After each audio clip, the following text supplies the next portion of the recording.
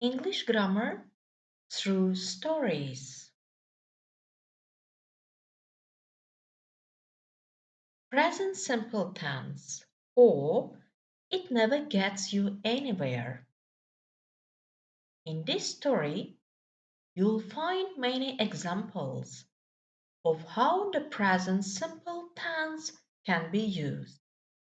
As you know, we use the present simple for things that are true in general or for things that happen sometimes or all the time. She likes black tea. I start work at 9 o'clock and finish at 5:30. Water boils at 100 degrees Celsius. We usually visit our friends on the weekend. Probably remember that after he, she, and it, an S is added to the verb as in these examples. She speaks excellent French. He sometimes call her my darling. When we want to make a negative sentence, we use the following structure, such as subject, I, you, we, they, plus auxiliary verb, don't, plus main verb, infinitive, and subject, he, she, it, plus auxiliary verb, doesn't, plus main verb, infinitive. Examples: I don't speak Chinese. You don't work very hard. She doesn't call me every day. When we want to make a question, we also use don't after I, you, we, they, and doesn't after he, she, and it. Do you speak Chinese? Does she work here? What do you do for a living? How do you usually get to work? Now, enjoy the following story and find the present simple in italics. It never gets you anywhere. Andrew Smedley is a natural warrior. So here is. It is something he has inherited from his father, the king of all warriors. But then there are those who are never happy unless they have a problem to solve. Andrew worried about the weather, the state of the pound, his health, the cost of living, and once he even worried because he thought he wasn't worrying enough. But that was in the past. Things have changed because something happened to him exactly 2 years ago.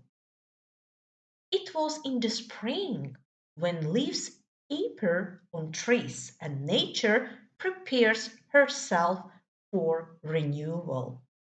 Other things happen too. People often fall in love.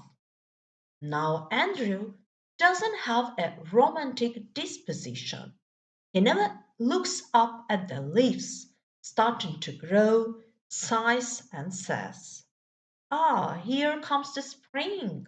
He simply thinks to himself, I live in a small village by a little stream, and around this time of year, lots of creatures start to wake up and make a lot of noise.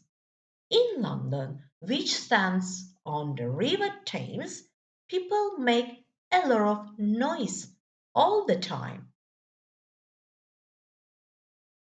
I apologize for the simplicity of these statements, but I want to illustrate the unimaginative nature which Andrew possesses.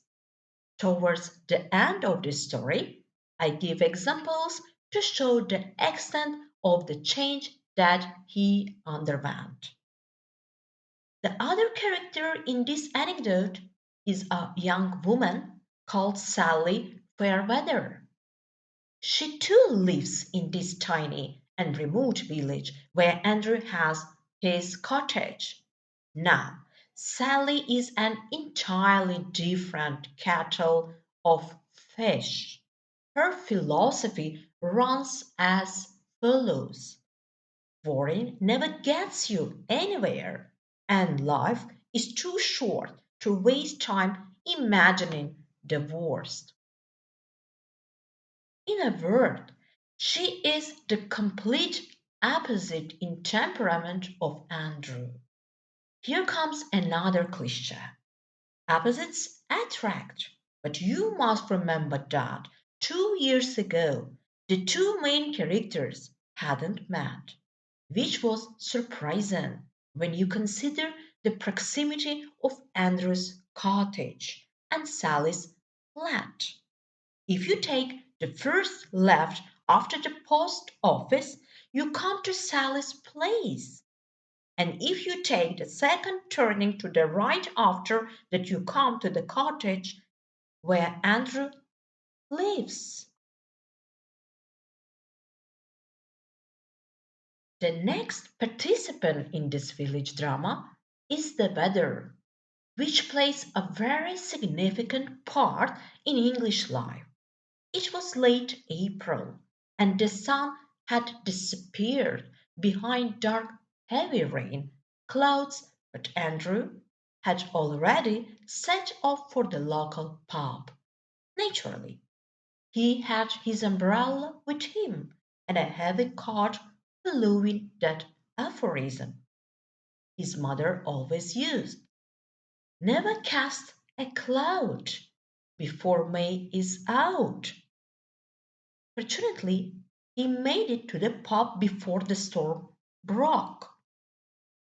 The moment he crossed the doorstep, an old school friend comes up to Andrew, offers to buy him a drink, and tells him not to look so worried. Andrew showed him the newspaper headlines: petrol prices rise again. "But you haven't got a car," said his friend. "I know," retorted Andrew. "Still, it means everything else will go up in price too."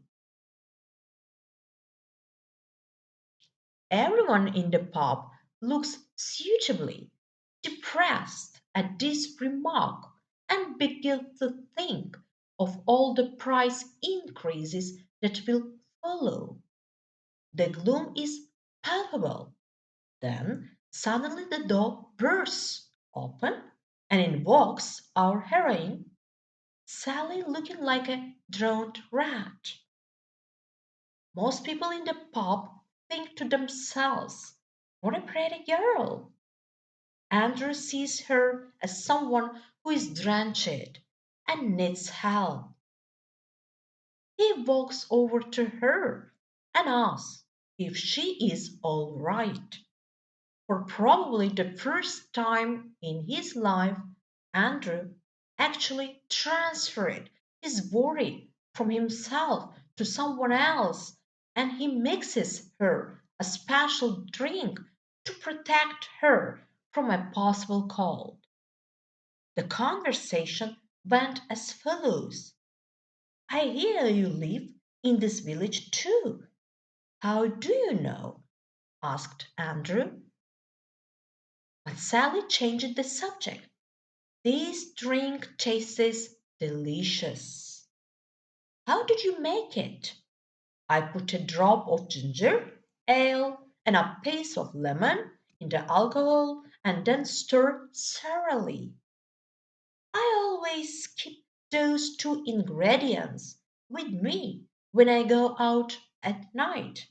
Suddenly Sally looked at her watch. "I must fly. My train leaves in 10 minutes. Don't forget to take those tablets," I suggested, "and let me know how you are." "I'll let you know as soon as I come back from London." And then she went. Immediately, Andrew started to worry. He didn't know her name, he didn't know her address, and he felt strange. He checks his pulse. He tests his mental faculties. Two and two make four. It was a different sort of worry that was almost a concern. He wants to see her again. Within seconds, he rushed out of the pub, leaving his coat behind. Ran into the pouring rain with no umbrella. What was happening to him? He saw Sally standing on the platform, getting into the train, and the train leaving the station. He jumps down from the platform onto the track and waves at the train driver to stop. The train stops and Andrew gets onto it. 6 weeks after this extraordinary episode, Sally got married. Andrew doesn't worry anymore now. He stays calm. The obvious time when people expected him to start worrying was during the wedding ceremony in the village church just over 2 years ago. As he says, I know that what everyone would thinking. They thought I go to pieces, but I was perfectly relaxed and I owe it all to Sally. She's certainly a wonderful wife. She smiled at me when we were standing at the altar, and I stopped worrying from that moment on. You can see me looking relaxed in the newspaper pictures, especially that one with the caption Andrew smoothly hands the ring to Sally Fairweather's future husband. That's the end. And they lived happily ever after.